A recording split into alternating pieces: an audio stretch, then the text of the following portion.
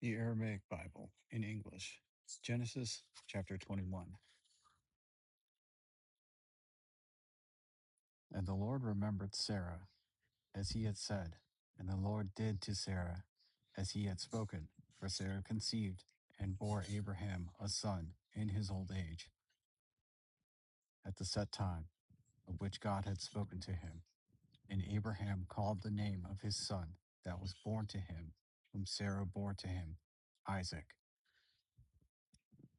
And Abraham circumcised his son Isaac when he was 8 days old, as God had commanded him.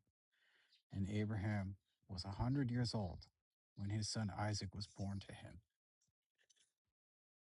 And Sarah said, God has made me to rejoice today exceedingly. Everyone that hears the news will rejoice with me. And she said, who would have said to Abraham that Sarah would give suck to children? For I have borne him a son in his old age.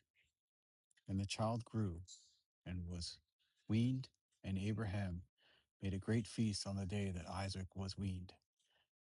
And Sarah saw the son of Hagar, the Egyptian, whom she had borne to Abraham, mocking.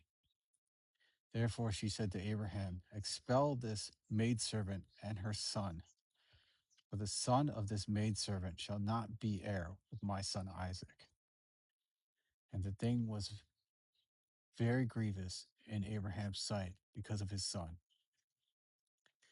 And God said to Abraham, let it not be grievous in your sight because of the boy and because of your maidservant.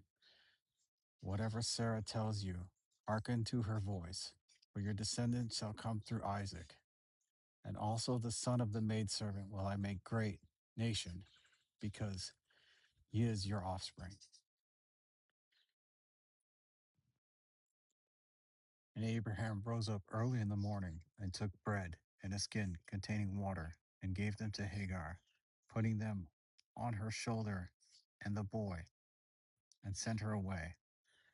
And she departed and lost her way in the wilderness of Beersheba.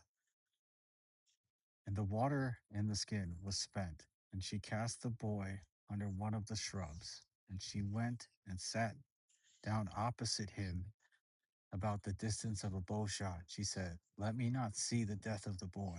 And she sat down opposite him and lifted up her voice and wept.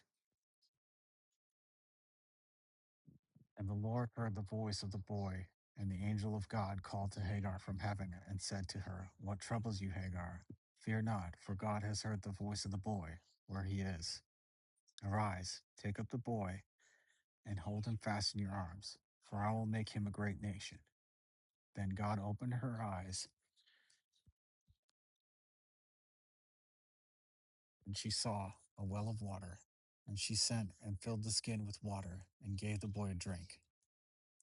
And God was with the boy, and he grew up and dwelt in the wilderness of Paran, and learned to become an archer in the wilderness of Paran. And his mother took him a wife out of the land of Egypt. And it came to pass that the time that Abimelech and Phicol, the general of his army, said to Abraham, God is with you in all that you do. Now therefore swear to me by God in this place that you will never deal falsely with me, nor with my family, nor with my descendants, but according to the kindness that I have done to you, you shall do to me and to the land wherein you have sojourned. And Abraham said, I will swear. And Abraham reproved Abimelech because of a well which Abraham's servants had dug, and which Abimelech's servants had seized.